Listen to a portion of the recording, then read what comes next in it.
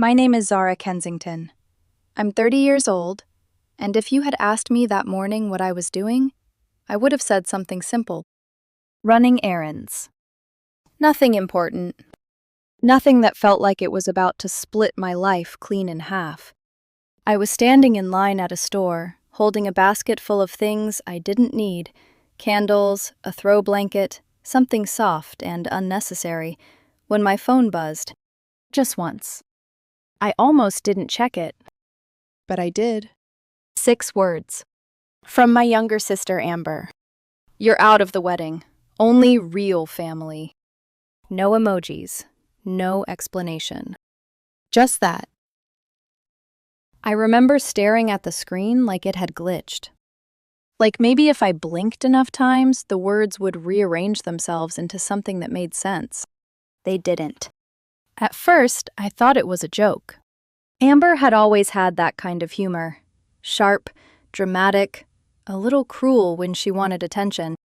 But uninviting me from her wedding? That wasn't a joke. That was something else. Something colder. My stomach tightened, but I didn't react right away. I opened the group chat. The one with our cousins, our aunts, our mom, and a few of Amber's friends. And that's when I saw it. The messages. A laughing emoji from one of the bridesmaids. Another message from Amber, casual, like she was talking about the weather. Let's keep the drama out of my day. Zara's just not really part of this anymore. Not really part of this anymore. I read that sentence twice. Then a third time. Someone else chimed in, one of our cousins. Didn't she just pay for your dress fitting? Amber replied almost instantly. Oh yeah, that's canceled too. She can take her charity back. More laughing emojis. Scrolling up, scrolling down. Looking for someone, anyone, to say something. To push back. To ask what she meant. No one did. Not one person. I stood there in that line, surrounded by people checking out groceries and chatting like it was just another normal afternoon, while my entire place in my own family was being erased in real time. Quietly. Effortlessly. Like I had never really belonged there to begin with.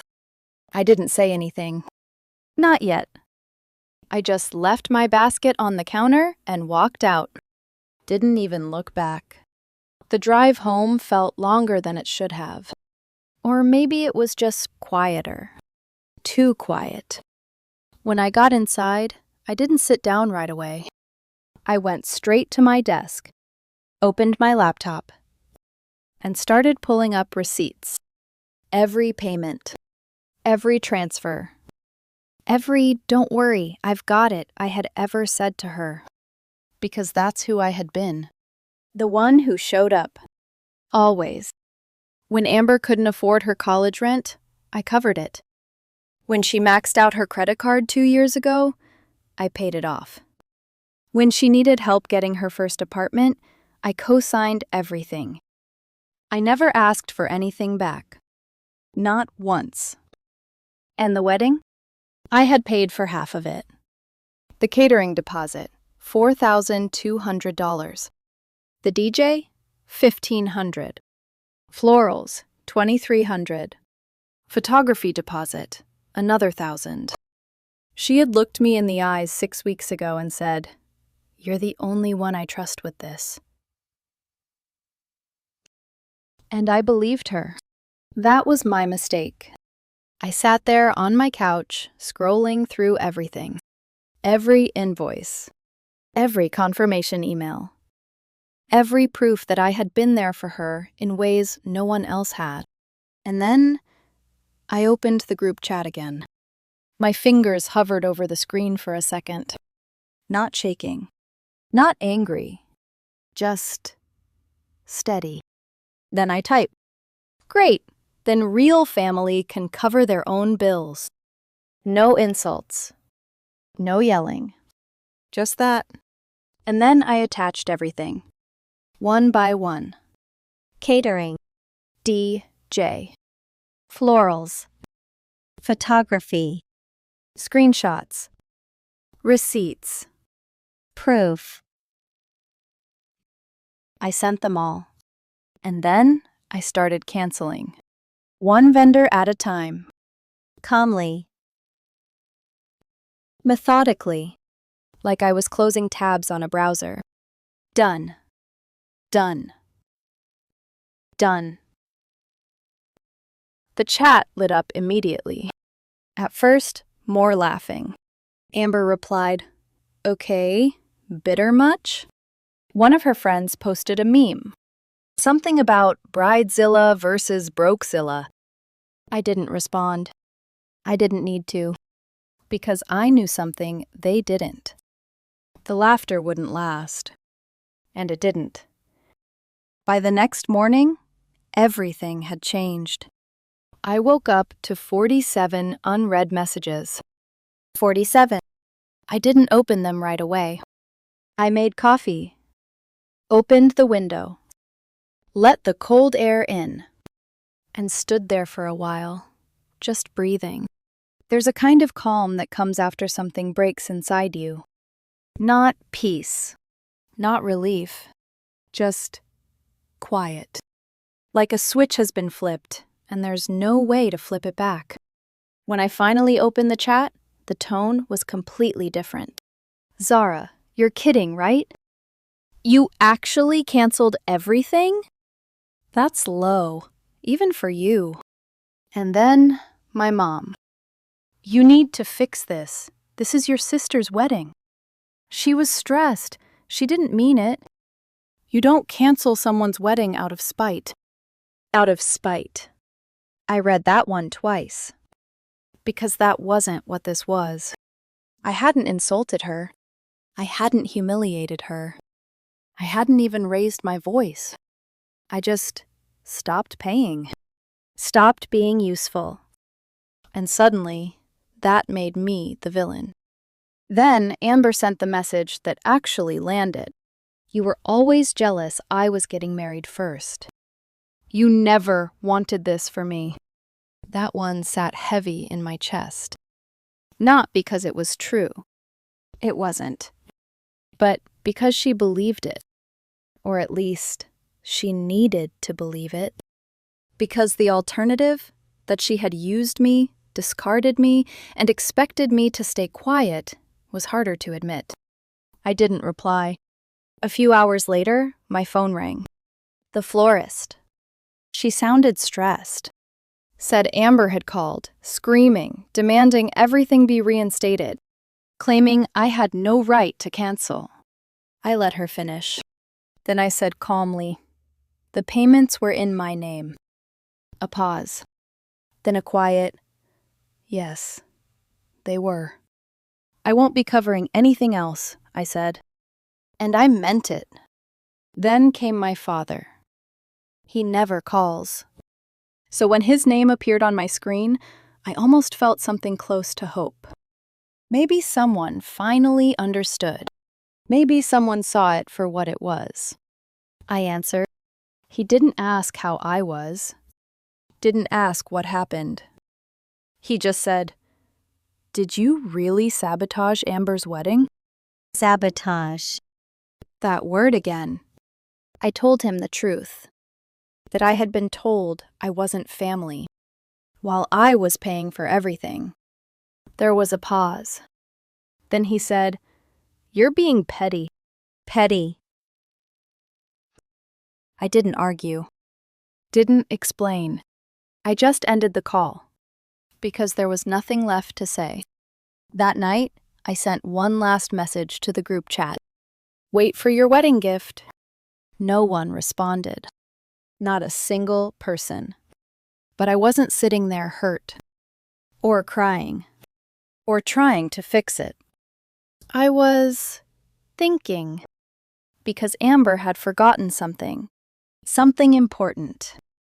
I used to live with her. I knew her habits. Her secrets. The things she begged me not to tell anyone. And more importantly, she forgot about New Year's Eve. The night I walked into her room by accident. looking for a charger, and saw her with someone who definitely wasn't her fiancé. His name was Kyle, and I had a video. I hadn't meant to take it. My phone had been in my hand. I hit record without realizing. 22 seconds. That's all it was. Her voice, her laugh, her words. Clear. Undeniable. I had tucked it away back then. Told myself it wasn't my place, that it wasn't my business. But now it was. I didn't say anything else that week. I let them sit with it. Let them scramble. Let them rebuild whatever version of the wedding they could afford without me. Amber started posting vague things online about toxic energy, about protecting your peace. Some of the family reshared them. Of course they did. But the wedding was still happening. Different vendors. Cheaper ones, probably. But it was still happening. And I was going to be there. Not because I was invited. I wasn't. But because sometimes the truth doesn't need an invitation. The ceremony was set for Saturday afternoon. A vineyard 2 hours outside the city. Family run. Casual. No security. Amber probably thought I wouldn't show up. After everything. That I'd stay home. Disappear quietly. That was her mistake. Because by the time Saturday came, I wasn't the same person she had uninvited. And I wasn't coming there to fix anything. I was coming to finish it. Saturday arrived with the sky too bright for what I was about to do. That was the strange part. The world looked normal. Sunlight on the sidewalks. People walking dogs. Neighbors dragging trash bins back from the curb.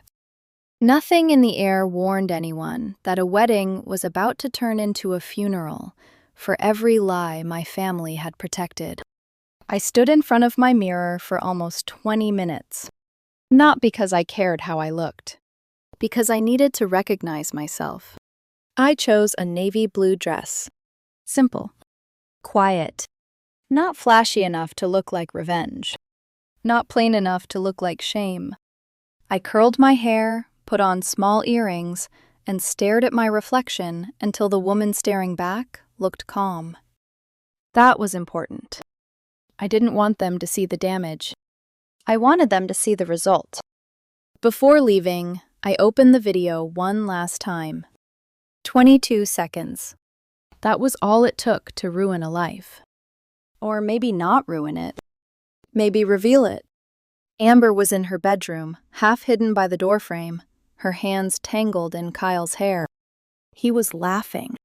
She was laughing too. Soft. Careless. Like Mason didn't exist. Then her voice came through, low but clear. He's just a safety net. I don't love him like I love you. I closed the video before it finished. My stomach twisted. Not for Amber. For Mason. Because he had been boring in the safest way. Kind. Polite. The type of man who helped clear plates at family dinners without being asked. The type who remembered my mother liked lemon in her tea. The type Amber used to roll her eyes at when he wasn't looking. I should have told him months ago. That truth followed me all the way to the vineyard.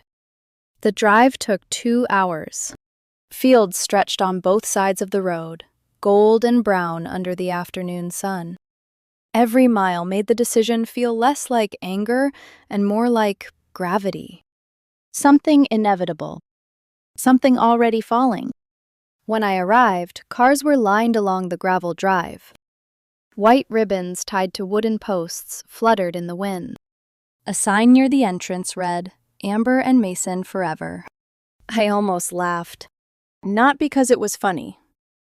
Because some words age badly before the ink is even dry. No one stopped me. No one checked a list. Guests were too busy smiling, taking pictures, fixing jackets, adjusting heels. I walked in like I belonged there. Because once, I had. A few relatives noticed me. Their eyes widened, then slid away. That was the family specialty. Seeing something uncomfortable and pretending it wasn't there. I didn't approach anyone. I didn't hug my mother. Didn't look for my father. Didn't give Amber's bridesmaids the satisfaction of a reaction. Near the guest book, there was a white gift box wrapped in satin ribbon. I pulled a small envelope from my purse. Inside was a card. I had written only 6 words.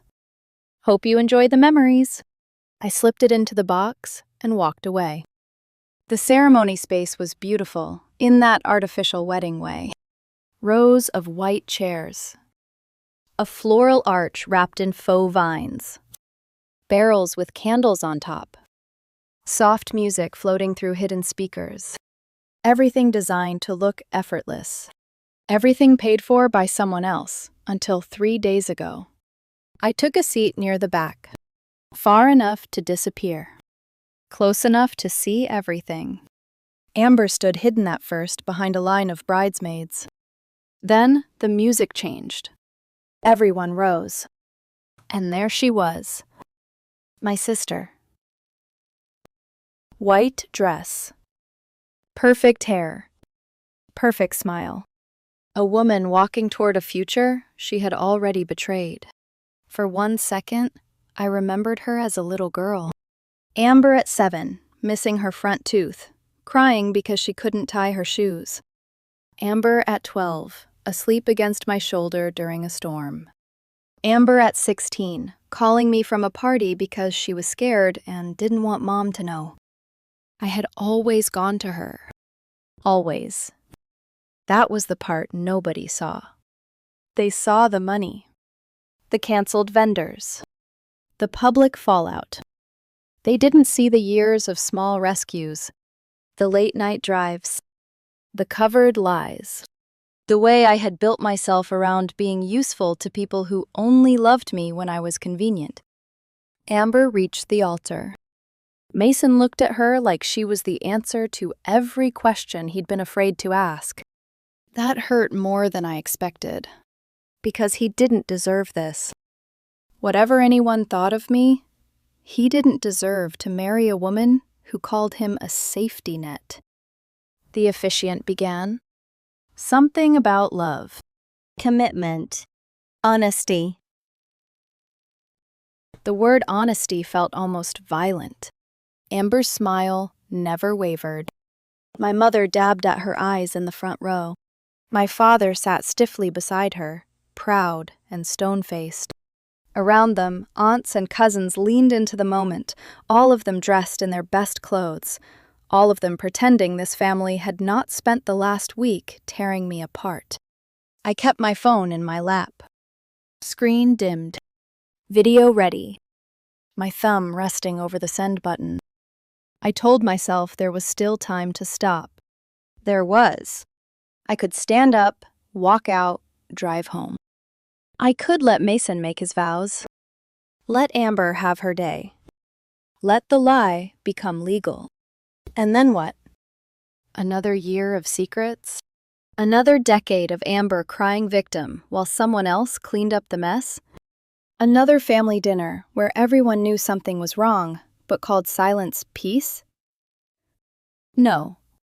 I was done mistaking silence for goodness. The officiant turned to Mason. He began his vows. His voice shook at first, then steadied. He talked about meeting Amber, about her laugh, about how she made life feel bigger. Amber looked at him with wet eyes. Beautiful performance. Almost believable. Then it was her turn. She unfolded a piece of paper. Her hands trembled. For a second, I wondered if guilt had finally found her. Then she looked at Mason and smiled. Mason, she began, you are my safest place. My thumb, pressed send. The video went out to the family group chat. Every cousin, every aunt, my mother, my father, and Mason. For the first few seconds, nothing happened. The wind moved through the vines. A child coughed somewhere behind me. Amber kept speaking. You have loved me with patience. Then one phone buzzed. Then another. Then 5 more. A ripple moved through the chairs. Heads tilted down. Brows furrowed. Screens lit up like tiny witnesses. Amber noticed. Her voice faltered. Mason's pocket vibrated. He ignored it at first. Then it vibrated again. And again. He looked confused, almost apologetic, as he pulled out his phone. I watched his face change. Not dramatically. That would have been easier. It was slower. A soft confusion. Then stillness. Then the kind of blankness people get when their mind refuses to accept what their eyes already know. Amber stopped speaking. Mason? She whispered. He didn't answer. My mother had her phone in her hand now. So did Aunt Linda. So did Cousin Lindsay. The murmuring spread. Mason lifted the phone slightly, turned the screen toward Amber. She went pale. Not guilty pale. Caught pale. There's a difference. She reached for the phone. He pulled it back. Don't, he said. One word. Quiet. Final. The officiant looked lost. Amber's bridesmaids froze in a pastel line behind her. I stood. Not quickly. Not dramatically. Just stood. Every eye turned toward the back. For the first time all week, no one laughed. I walked down the aisle. My heels pressed softly into the runner. Step by step. Past cousins who had mocked me. Past aunts who had stayed silent.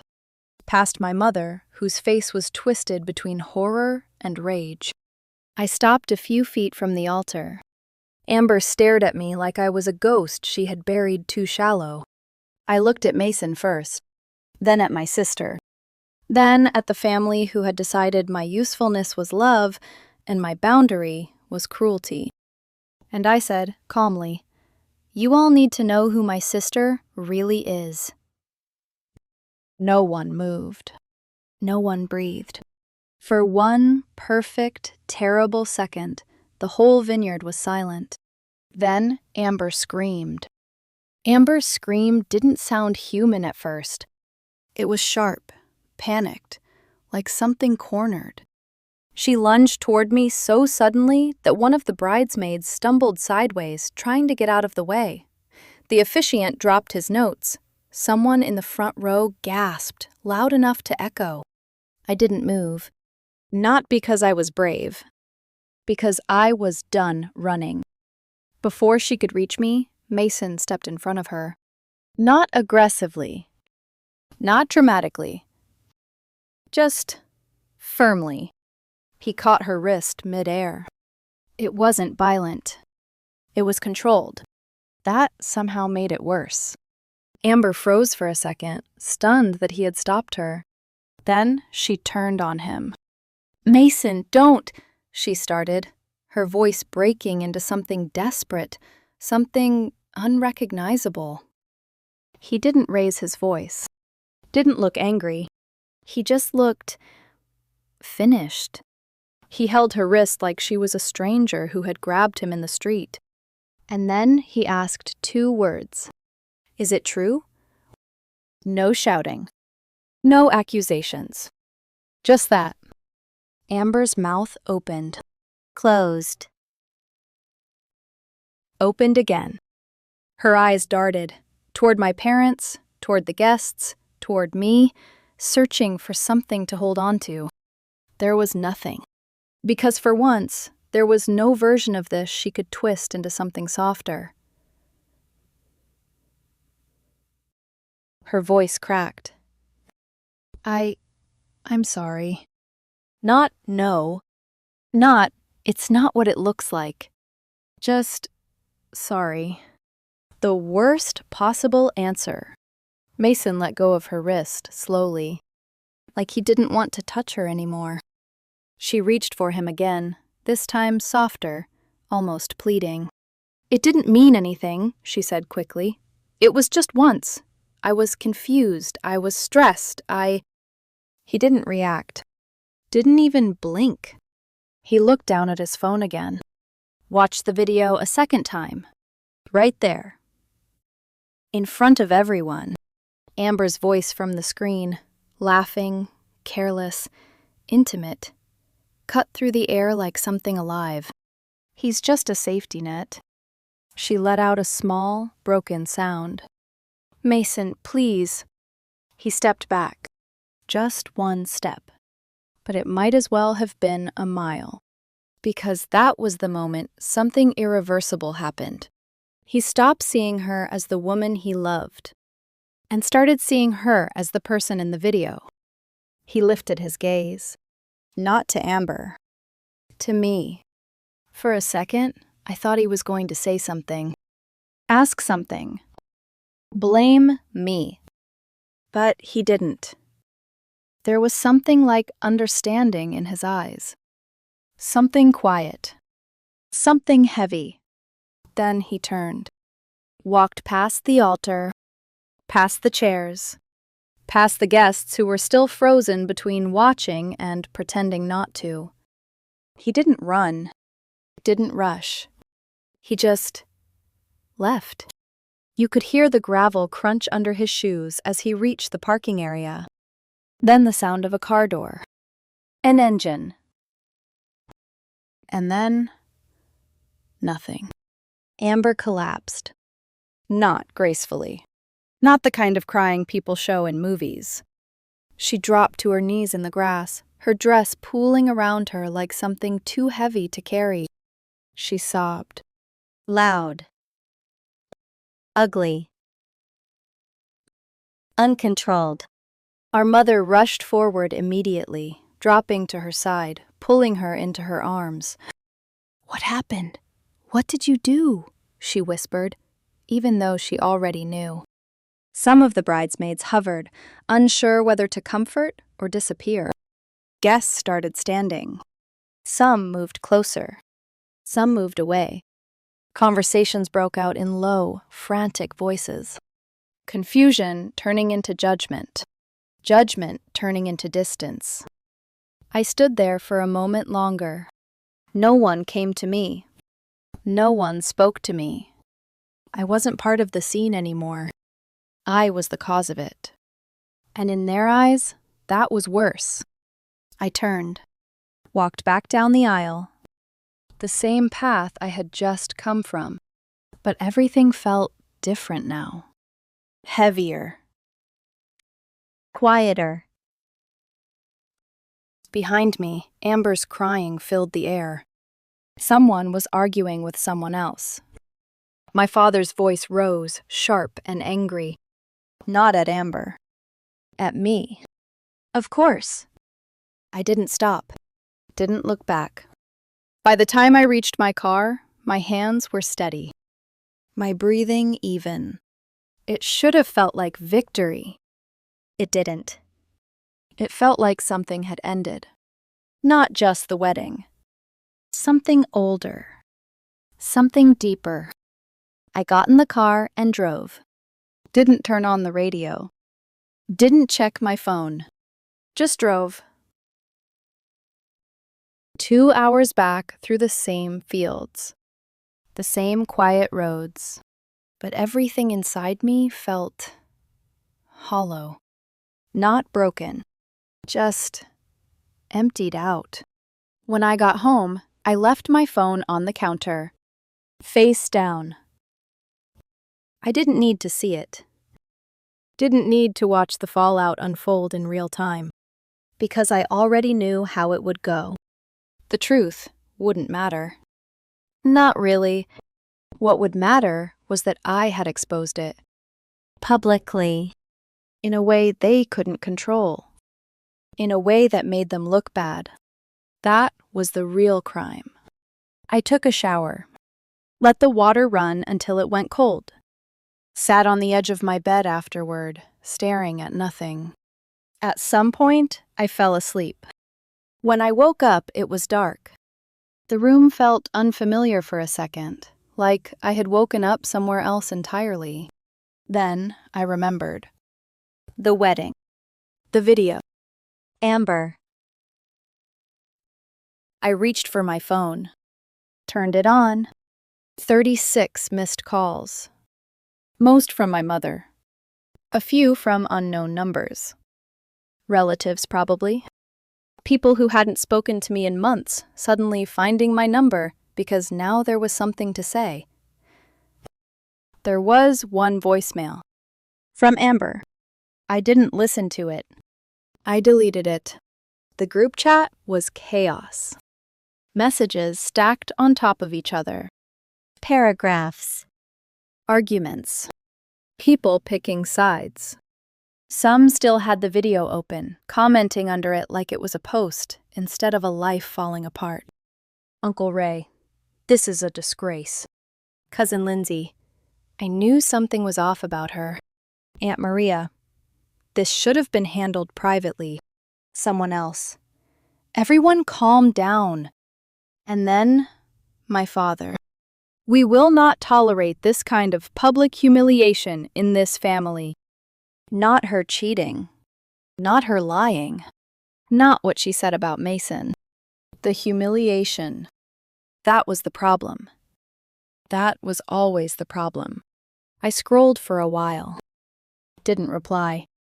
Didn't defend myself. Because there was nothing left to defend. By morning, the chat had gone quiet. The kind of quiet that feels heavier than noise. Then the private messages started. One by one. You've made your point. Enough is enough. From Amber. I hope you're happy. You've destroyed my life. From a cousin I barely spoke to. You don't even know the whole story. And then one that made me pause.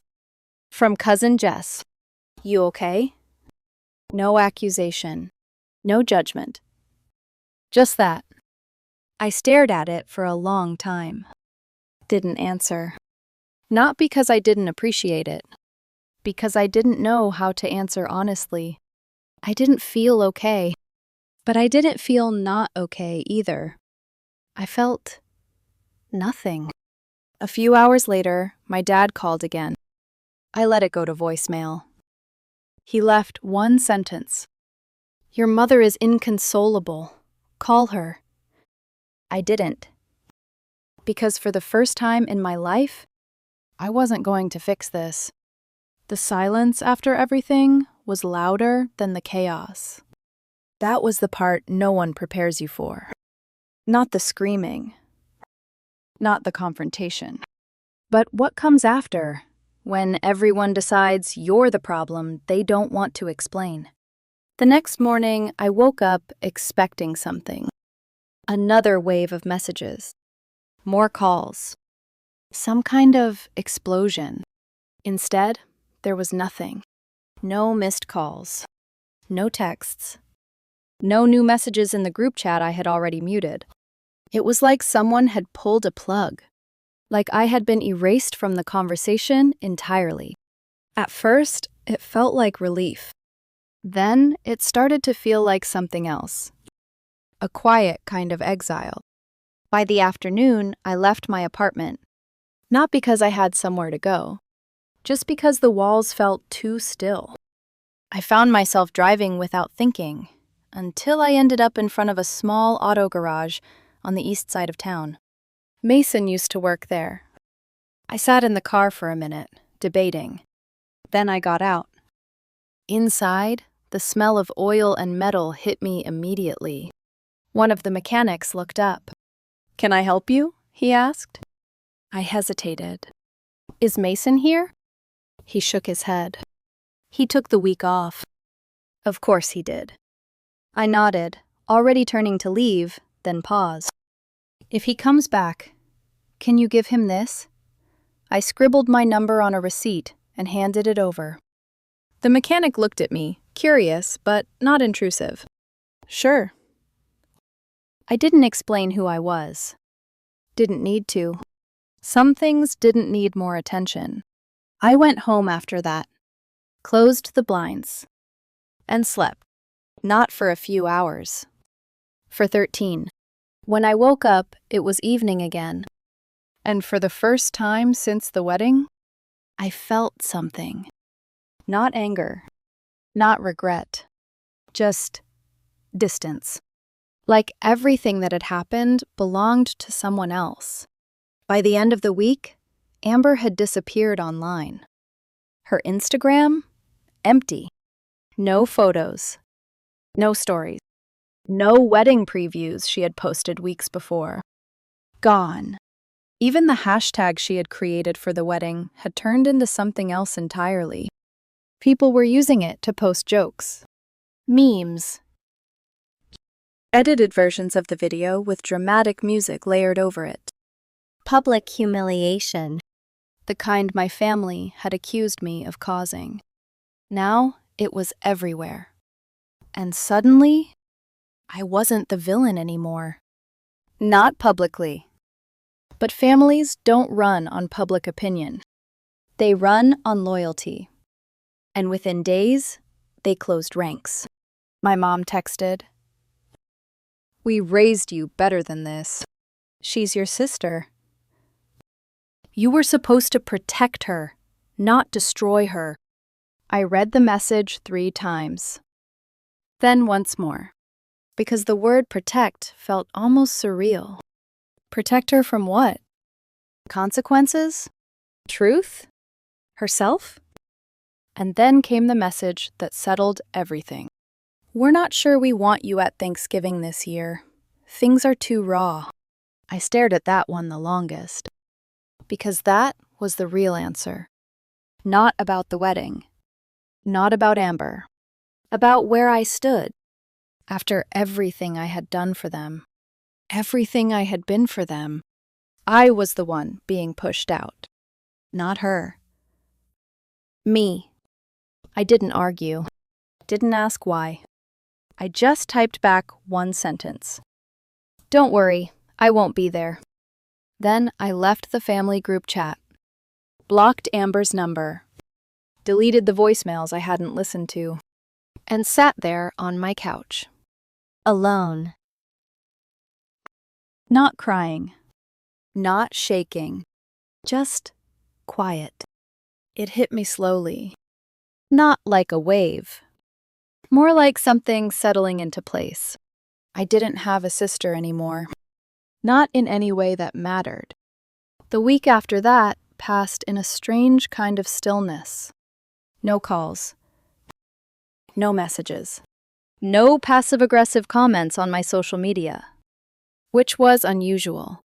My family was never quiet when they were upset. But this wasn't about anger. It was about avoidance. I had become the thing they didn't want to explain. The story that didn't fit the version of themselves they liked to present. Amber didn't reach out again. No apology. No explanation. Nothing. It was like she had vanished. And maybe she had. About a week later, my phone rang. Unknown number. I almost didn't answer. But I was expecting a work call, so I picked up. "Hello?" A pause. Then, his voice. "Zara?" Everything in me went still. "Mason." "I hope it's okay I called," he said. I leaned against the counter. "I didn't give you my number so you could apologize," I said quietly. He let out a small breath. "I'm not calling to apologize." That caught me off guard. "Then why are you calling?" Another pause. Then, "To say thank you." I didn't respond right away. He continued. "I watched the video. More times than I want to admit," he said. "Not because I didn't believe it. I did. I just couldn't understand how I missed it. I closed my eyes. His voice was steady. Not angry. Not broken. Just processing. The distance, he said. The way she'd pull away before arguments, then overcompensate after. I thought it meant she was trying. I thought it meant she cared. I didn't say anything, because there was nothing I could say that would fix that kind of realization. I left, he added. I figured. I canceled the lease, took time off work. I'm staying with a friend in Colorado for a while. Colorado. Far enough. Have you told your parents? I asked. No. A small pause. I don't even know what I would say. I understood that. More than I wanted to. Then he asked something that no one else had. Are you okay? Simple question. But it landed differently. Because he meant it. Not as a setup. Not as a judgment. Just genuinely. I leaned back against the counter.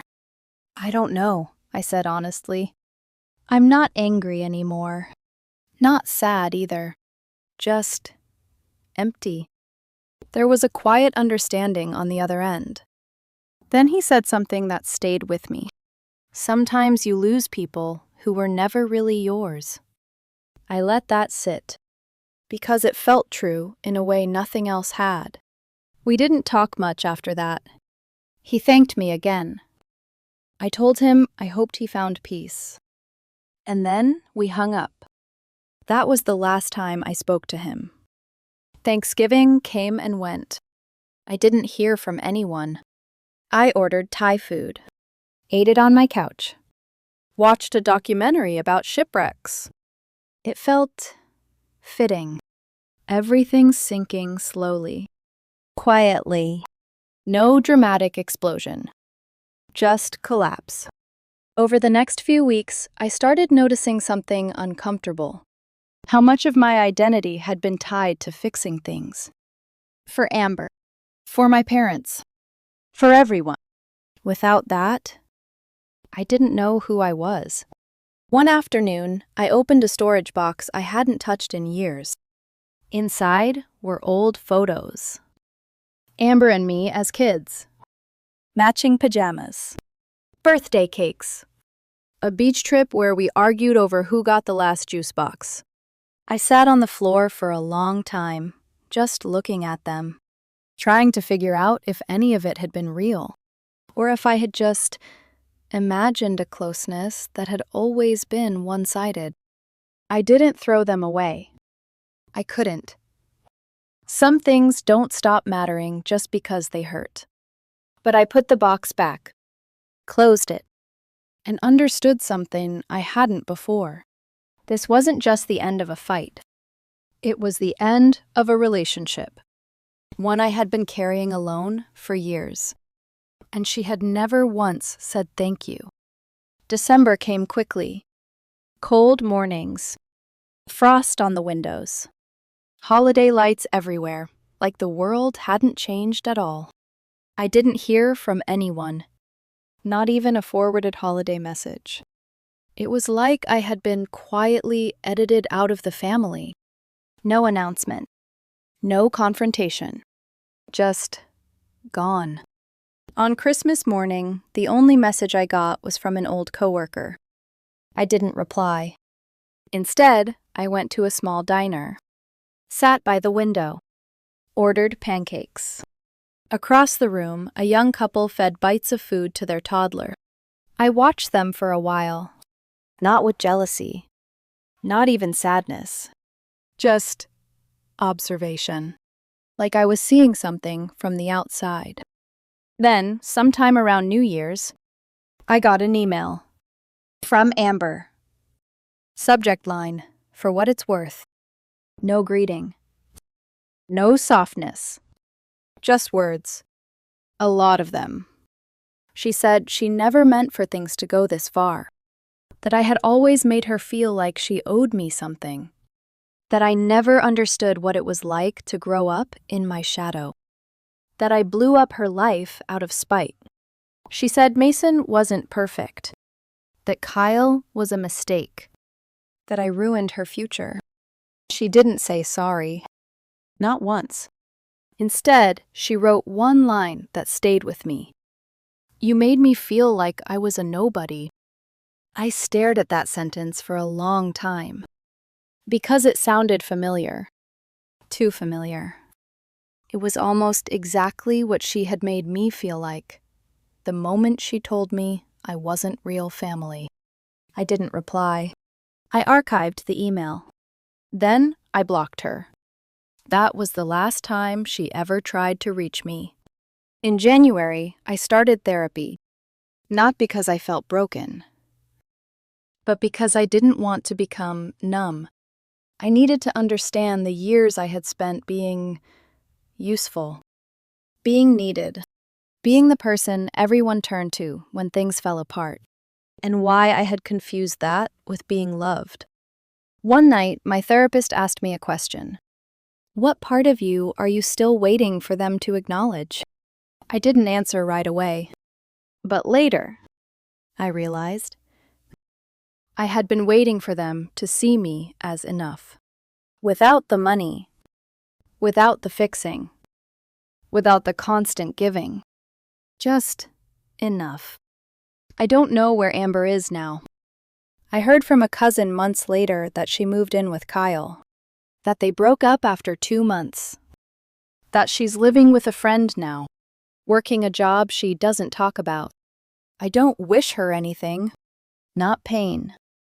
Not happiness. Nothing. Because she's no longer part of my life. And that's not revenge. That's peace.